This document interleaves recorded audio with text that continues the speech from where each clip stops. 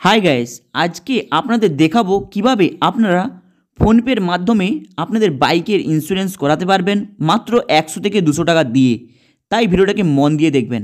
আপনাদের PhonePe open করে ফেলুন, তারপরে বাইকের যে নিচে অপশানটা রয়েছে এখানে জাস্ট ক্লিক করুন। ভিডিওটাকে প্রথম থেকে শেষ পর্যন্ত মন দিয়ে দেখবেন।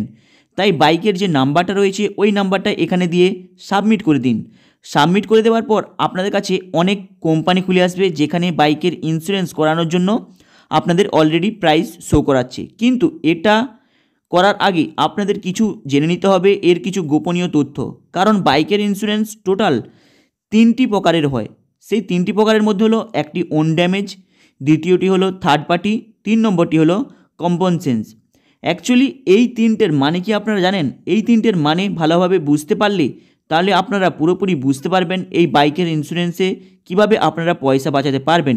কিন্তু যদি আপনারা শোরুমে যান তাহলে আপনাদের কাছ থেকে প্রায় 500 থেকে 600 টাকা কিংবা কারো কাছ থেকে 1000 টাকা পর্যন্ত এক্সট্রা নিয়ে নেয়।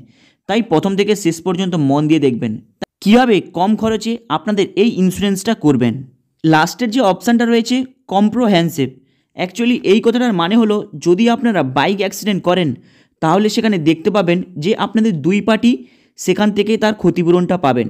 কিন্তু মাথায় রাখবেন এই কথাটার অর্থ হলো যখনই আপনারা বাইক অ্যাক্সিডেন্ট করছেন যেই অ্যামাউন্টটা আপনারা ক্লেম করছেন ইন্স্যুরেন্স করার সময় সেই অ্যামাউন্ট থেকে 50-50 দুজনে পাবেন। তাই যদি আপনারা বাইক অ্যাক্সিডেন্ট করেন কোনো 4 হুইলারের সঙ্গে কিংবা 2 হুইলারের সঙ্গে তাহলে সেখান থেকে দুজনেই ক্ষতিপূরণ পাবে।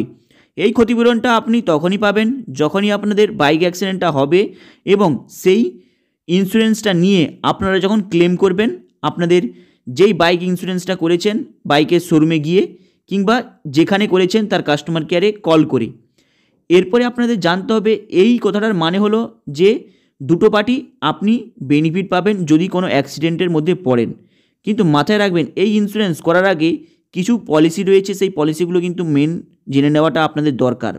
কারণ এই ইন্স্যুরেন্স যে করছেন এটা অনলাইনের মাধ্যমে করছেন, তাই যখনই আপনি কোনো অ্যাক্সিডেন্ট করবেন সেই অ্যাক্সিডেন্টের সব তথ্য কিন্তু আপনাদের যেই কোম্পানি থ্রুতে করেছেন সেই কোম্পানি কিন্তু পুরো কাস্টমার সাপোর্টে গিয়ে আপনাদের কল করে বলতে হবে এবং ইন্স্যুরেন্সের ক্লেম করতে হবে। তাই এখানে অনেক কম অ্যামাউন্টে আপনারা এই ইন্স্যুরেন্সের অপশান পেয়ে যাবেন এবং অনেক কোম্পানি পেয়ে যাবেন যেখান থেকে আপনারা খুব কম অ্যামাউন্টে ইন্স্যুরেন্স করতে পারেন। কিন্তু মাথায় রাখবেন উপরে আরও অনেক অপশান রয়েছে যেটা আপনি 3 বছরে নিতে পারেন, 2 বছরে নিতে পারেন, আপনাদের মন খুশি অনুযায়ী আপনারা চুজ করতে পারেন। প্লাস এখানে অনেক কোম্পানির অপশানও রয়েছে, যেমন টাটা রয়েছে, SBI রয়েছে, অনেক ভালো ভালো গ্র্যান্টেড কোম্পানি রয়েছে যেখানে আপনারা বিশ্বাস করে এটাকে নিতে পারেন। কিন্তু মাথায় রাখবেন যখনই আপনারা এটা নিচ্ছেন কোনো যদি অ্যাক্সিডেন্টে পড়েন কিংবা কোনো যদি ক্ষতিগ্রস্ত হয় তাহলে কিন্তু এই সব কোম্পানিকে আপনাদের কাস্টমার কেয়ারে কল করে বলতে হবে। তাই আপনারা যদি শোরুমে যান সেখানে কিন্তু কিছু প্রবলেম হবে না, কারণ আপনি এই কম পয়সা দিয়ে করেছেন যেই কোম্পানির সাথে সেই কোম্পানির কাস্টমার কেয়ারে বললে এবং ক্লেম করলে তাহলে আপনারা যেই অ্যামাউন্টটা ওই ইন্স্যুরেন্সের মধ্যে লেখা আছে ওই অ্যামাউন্টটা আপনারা রিকভারি হিসাবে পেয়ে যাবেন, আপনি পাবেন। প্লাস আপনি যাকে অ্যাক্সিডেন্ট করেছেন সেই থার্ড পার্টি পাবে, সেই ক্ষতি অনুযায়ী আপনাদের অ্যামাউন্টটা দেওয়া হবে। কিন্তু মাথায় রাখবেন এটা কিন্তু শোরুমে আপনাদের দেখবে না, এটা শুধু যেই পার্টির আপনি ইন্স্যুরেন্স করেছেন সেই পার্টির কাস্টমার কেয়ারে যেয়ে আপনাদের কল করতে হবে। তাই এই ইন্স্যুরেন্সটা যখন আপনি করছেন একটু ভেবেচিন্তে করবেন, কারণ এই ইন্স্যুরেন্সে যদি কোনো আপনাদের হ্যান্ডেল করতে যদি না পারেন ক্লেম করার জন্য তাহলে কিন্তু এই ইন্স্যুরেন্স আপনি করবেন না, আপনি তাহলে শোরুমে যেয়ে করবেন। কারণ আপনি হয়তো জানেন শোরুমে যেয়ে যে কোনো ধরনের ইন্স্যুরেন্সে যদি আপনি ক্লেম করেন সেখানে সহজে বলতে পারবেন, কিন্তু যদি আপনাদের সেটা বলতে না পারেন ঠিকঠাকভাবে এবং অনলাইনে অপারেট করতে যদি না পারেন তাহলে আপনি অনলাইনের মাধ্যমে এই ইন্স্যুরেন্স করবেন না। কারণ অনলাইনের মাধ্যমে করছেন মানে আপনাকে সব কিছু অনলাইনের মাধ্যমেই আপনাকে ওটার প্রোটেক্ট করার জন্য ব্যবহার করতে হবে। এরপরে বলবো third party insurance. Actually third পার্টিটা কি? আপনারা যখন ইন্স্যুরেন্স করেন হয়তো দেখেছেন কিংবা হয়তো শুনেছেন কারো কাছ থেকে কিংবা হয়তো অনেকে জানেন না। থার্ড পার্টি ইন্স্যুরেন্স মানে যখনই আপনি ইন্স্যুরেন্সটা করছেন তার ক্ষতিপূরণ আপনি পাবেন না, আপনি যাকে অ্যাক্সিডেন্ট করেছেন সেটা 4 হুইলার হতে পারে, কোনো ব্যক্তিকে হতে পারে, সেই ব্যক্তি যার যেসব ক্ষতি হবে সেই ক্ষতি হিসাবে সেই ব্যক্তি পাবে অ্যামাউন্ট, কিন্তু আপনি সেখানে 1 টাকাও পাবেন না। কিন্তু মাথায় রাখবেন সেই ব্যক্তির যদি কোনো ক্ষতি হয় তাহলে আপনাকেই সেই ইন্স্যুরেন্সের ক্লেমটা করতে হবে। এর ফলে সেই ব্যক্তি তার ক্ষতিপূরণের অ্যামাউন্টটা পাবে। কিন্তু মাথায় রাখবেন এই থার্ড পার্টি যে ইন্স্যুরেন্সটা রয়েছে সেই ইন্স্যুরেন্স কেবলমাত্র থার্ড পার্টির জন্য, সেখানে কিন্তু আপনার কোনো দায়িত্ব নেই। সেখানে আপনার যদি কোনো ক্ষতি হয় তাহলে কিন্তু কোনো অ্যামাউন্ট পাবেন না যদি এই ইন্স্যুরেন্সটা করেন। তাই এটার নাম হলো third party insurance. Third party ইন্স্যুরেন্সে খুবই কম ব্যক্তি করে, কারণ এই ইন্স্যুরেন্সটা প্রায় আপনারা যখন কোনো বাইক কিনে থাকেন ফার্স্ট স্টার্টিংয়ে, সেই সময় আপনাদের বাইক কোম্পানি আপনাদের এই ইন্স্যুরেন্সটা করিয়ে দেয়। এর সাথে ওন ড্যামেজ ইন্স্যুরেন্সটা আপনাদের এই থার্ড পার্টি ইন্স্যুরেন্সের সঙ্গে অ্যাটাচ করে দেয়। কারণ আপনারা কি জানেন, এই থার্ড পার্টি ইন্স্যুরেন্স কেবলমাত্র যাকে আপনি অ্যাক্সিডেন্ট করছেন তার যদি কোনো ক্ষতি হয় তার ক্ষতিপূরণের জন্য এটা শুধু ক্লেম করতে পারেন। নিজের কোনো যদি ড্যামেজ হয় তাহলে কিন্তু এখানে আপনি 1 টাকাও পাবেন না। চলুন তাহলে এবার বলবো ওন ড্যামেজ। অ্যাকচুয়ালি ওন ড্যামেজের মানেটা কি? ওন ড্যামেজ কি, আপনি কি নিতে পারেন ইন্স্যুরেন্সটা? সবথেকে কম প্রাইস হলো ওন ড্যামেজ ইন্স্যুরেন্স, মানে এটার স্টার্টিং হলো 100 টাকা থেকে। কিন্তু মাথায় রাখবেন এই 100 টাকা যে অ্যামাউন্টটা রয়েছে এটা কিন্তু সবাই নিতে পারবে না। এই ইন্স্যুরেন্সটা কেবলমাত্র যেই সময় আপনি বাইকটা কিনেছেন সেই সময় থেকে 5 বছরের জন্য। কিন্তু মাথায় রাখবেন এই ইন্স্যুরেন্সটা শুধুমাত্র 5 বছরের জন্য, তাই এই ইন্স্যুরেন্সের সাথে সাথে আপনাদের থার্ড পার্টি ইন্স্যুরেন্সটাও নিতে হবে। থার্ড পার্টি ইন্স্যুরেন্সের সঙ্গে ওন ইন্স্যুরেন্স পুরো অ্যাটাচ রয়েছে। তাই আপনি যদি মনে করেন যে আপনি থার্ড পার্টি নিতে চান না, আপনি শুধু কেবলমাত্র ওন ড্যামেজের ইন্স্যুরেন্সের পলিসিটা নিতে চান, তাহলে কিন্তু আপনি এই ইন্স্যুরেন্সের পলিসিটা কিন্তু পাবেন না।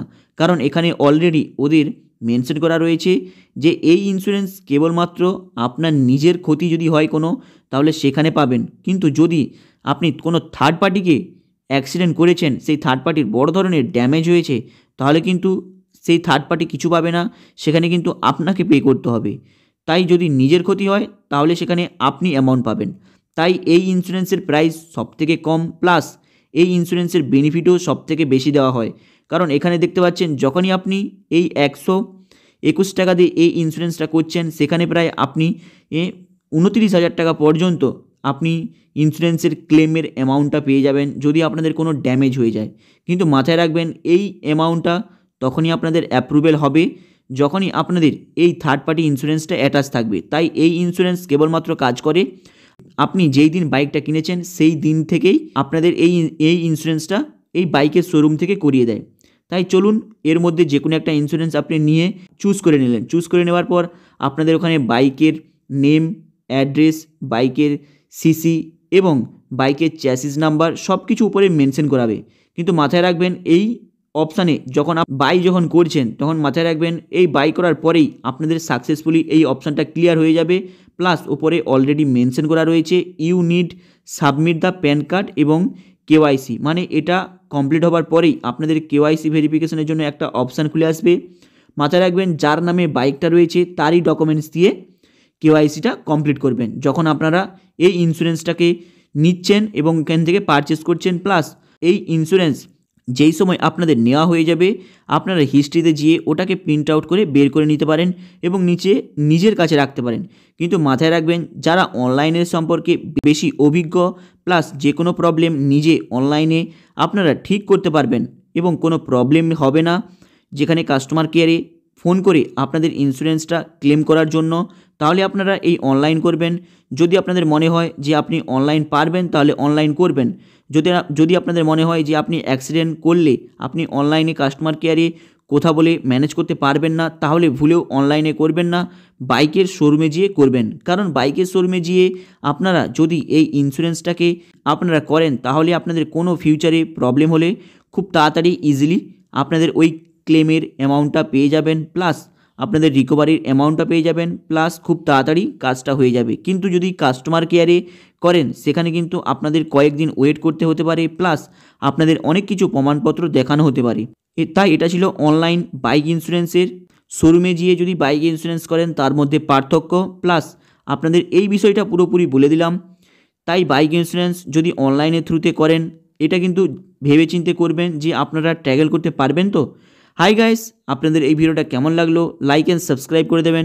চলুন দেখা হবে আবার নেক্সট ভিডিওতে, চ্যানেলটাকে আপনারা সাবস্ক্রাইব করে দেবেন।